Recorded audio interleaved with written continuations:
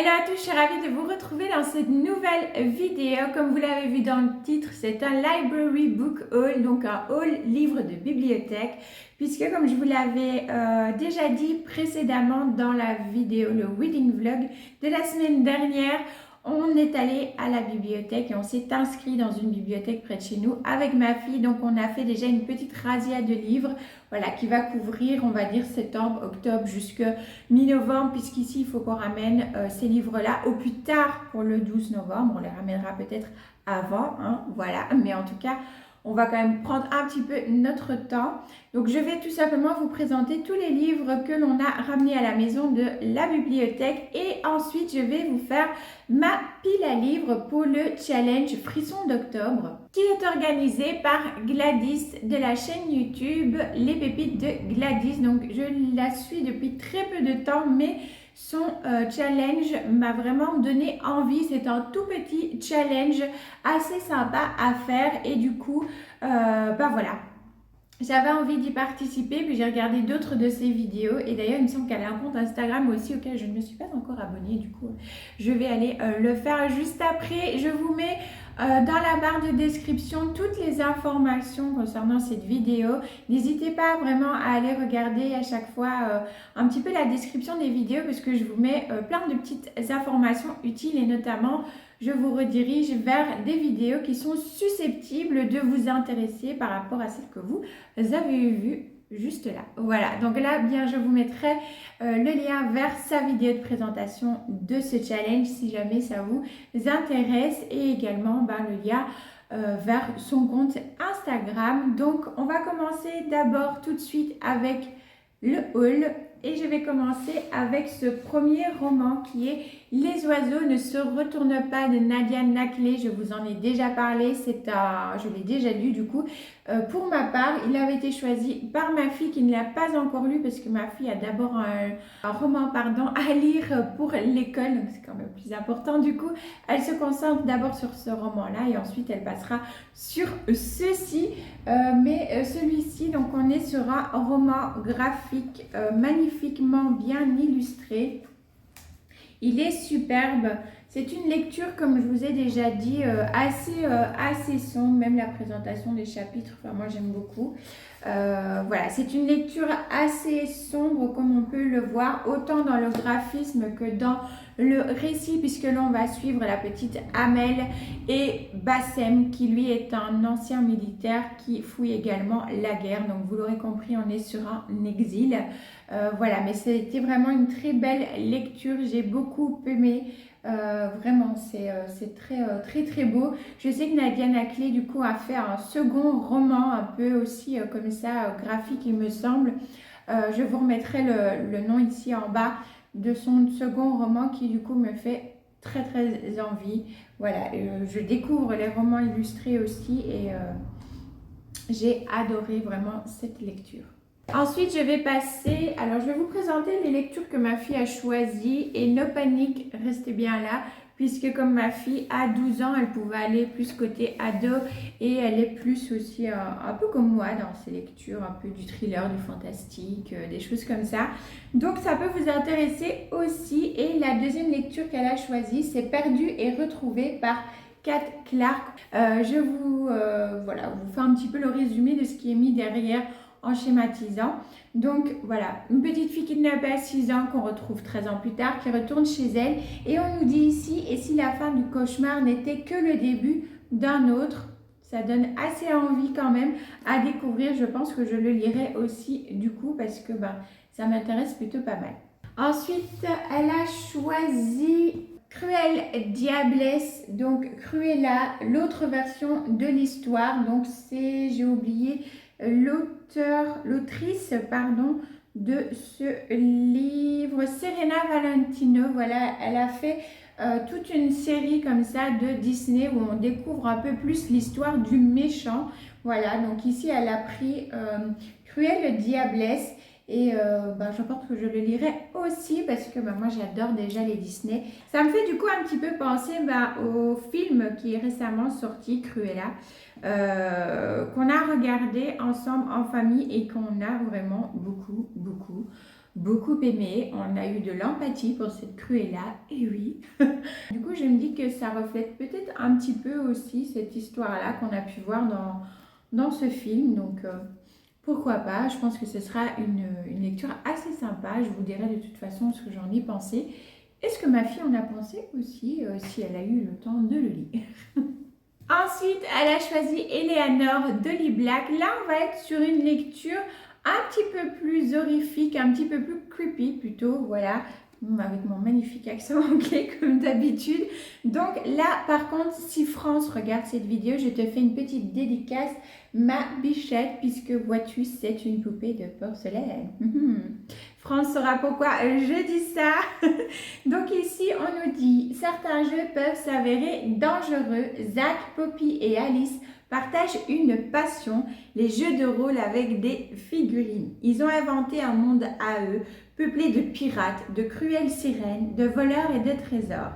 Ce monde est dirigé par la sublime reine, incarnée par une inquiétante poupée de porcelaine, qui trône derrière une vitrine chez Poppy et qui semble tout observer à travers ses paupières closes. Or, un jour, un incident pousse Zach à arrêter le jeu. La nuit suivante, la poupée se réveille et se confie à Poppy. Elle a jadis été fabriquée avec les cendres d'une fillette nommée Eleanor et elle exige d'être enterrée avec les siens, sinon les trois amis ne connaîtront jamais le repos. Voilà, on est vraiment du coup dans l'ambiance, hein, voilà. Donc ce sera le premier Holly Black que je lirai parce que oui, même si c'est ma fille qui l'a choisi, eh bien il me fait du coup très envie à moi aussi. Ensuite, je vais passer aux lectures que moi j'ai choisies et je vais commencer par la lecture un peu doudou. Quand je l'ai vu, je me suis dit c'est obligé, il faut que je le prenne.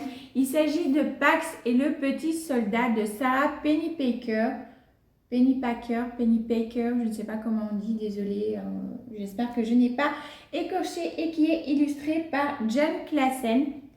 Voilà, ici on est vraiment sur un petit livre d'aventure. Donc c'est un garçon et son renard que la vie sépare.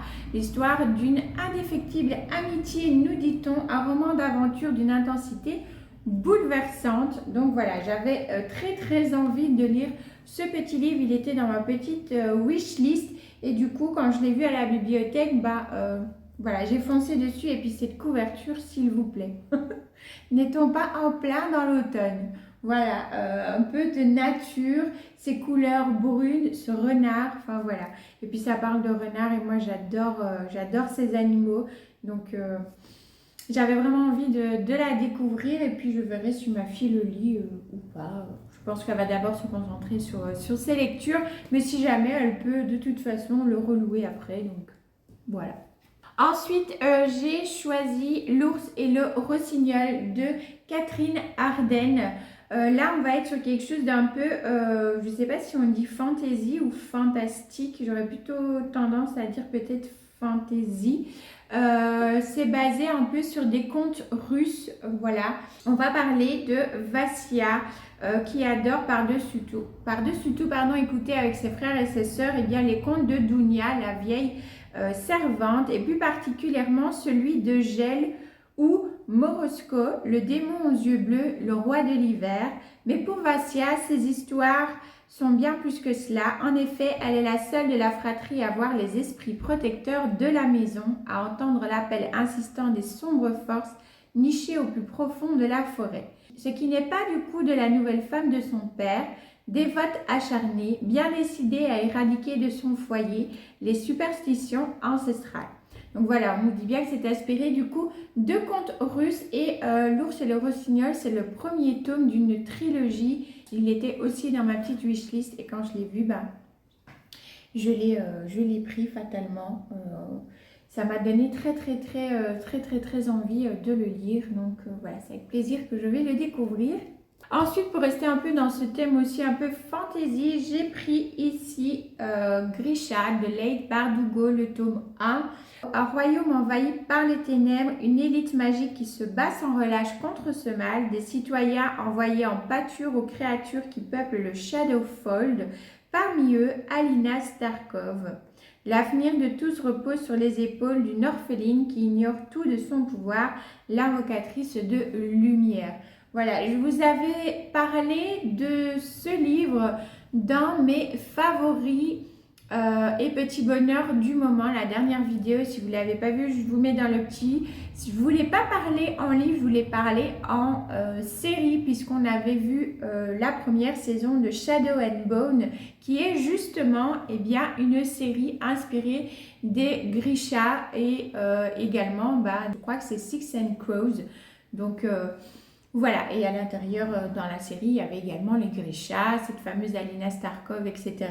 Donc, je vous avais dit que, vu que j'avais découvert qu'il y avait les livres incessamment sous peu, je commencerais certainement à les lire. Et bien, voilà, j'ai embarqué le tome 1 quand j'ai vu qu'il y était. Et bien, il a sauté tout simplement dans mes mains. Par contre, c'est écrit hyper méga petit, donc j'espère que je vais arriver à maintenir ma lecture. Mais bon, on verra. Si j'y arrive pas, c'est pas grave. Je le prendrai peut-être une autre fois, alors autrement qu'en poche, si c'est écrit plus gros. Mais du coup, j'ai hâte aussi de lire celui-là. J'ai hâte de les lire tous de toute façon. Donc, on va simplifier. J'ai hâte de lire tous les livres qu'on a pris. Voilà. Et pour la dernière lecture, j'ai choisi forcément celle-ci, The Wicked Deep, la malédiction des Swan Sisters de... Alors, je ne sais pas du tout si je vais arriver à prononcer le nom de l'auteur ou de l'autrice. Je ne sais pas si c'est un auteur ou une autrice. Donc, c'est Shea Earnshaw ou She Earnshaw. Je ne sais pas du tout comment ça se prononce. Je suis désolée si j'ai écorché. Ici, on va être sur une histoire de malédiction, de vengeance et de sorcellerie. Donc, forcément, ça m'intéressait. Il s'agit...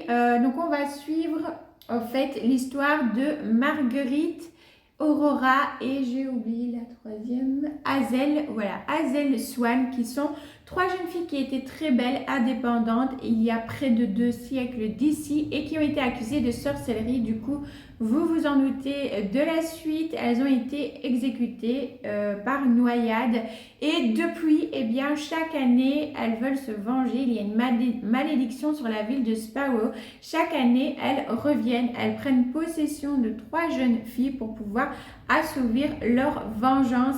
Lorsque les touristes vont affluer, il va y avoir des corps d'hommes qui seront retrouvés. Voilà. Donc, évidemment, ça m'intéressait beaucoup. Je l'avais dans ma petite wishlist. Donc, j'ai très hâte aussi de le lire, celui-ci. Du coup, maintenant, je passe à ma pile à lire pour le challenge frisson d'octobre. J'ai mes petites notes ici pour ne pas vous dire de bêtises et je vous mettrai le petit template que Gladys nous avait fourni pour ceux qui souhaitaient participer. C'est un petit challenge du coup où il y a 4 catégories simplement et qui va se dérouler du 1er au 31 octobre. Voilà, c'est pour se mettre un petit peu dans l'ambiance halloweenesque comme ça, se faire des frissons sans trop s'en faire non plus ou voire beaucoup, à vous de choisir. Donc, le premier menu, il s'agit de créatures de la nuit. Là, les mots-clés étaient vampires, démons, fantômes, métamorphes. Et là, j'aurais pu mettre Vampiria, que j'ai là d'ailleurs. Je l'avais pris pour vous remontrer la couverture parce qu'il est juste magnifique. Voilà, que j'ai commencé. Mais je pense que je vais le finir cette semaine. Donc, on ne sera plus du tout au mois d'octobre. Donc, pour cette catégorie-là, j'ai choisi de mettre l'ours et le rossignol puisqu'on va parler d'un démon aux yeux bleus, roi de l'hiver. Donc voilà, je me suis dit que ça pouvait très bien rentrer dans le thème. Donc voilà, j'ai choisi de mettre celui-ci. Ensuite, la seconde catégorie, c'est même pas peur. Là, les mots-clés, c'était paranormal, thriller, lieu hanté, personnage malveillant. Et du coup, j'ai choisi de mettre Eleanor, cette petite poupée qui n'a pas l'air très bienveillante comme on a pu le découvrir précédemment dans le petit résumé. Je me suis dit du coup que ça rentrait pas mal pour le terme personnage malveillant. Ensuite, pour le troisième menu, c'est 6 pieds sous terre. Et là, les mots-clés étaient revenant, nécromancie, clairvoyance. Et là, j'ai joué un petit peu aussi sur les mots 6 pieds sous terre. Vous allez voir pourquoi.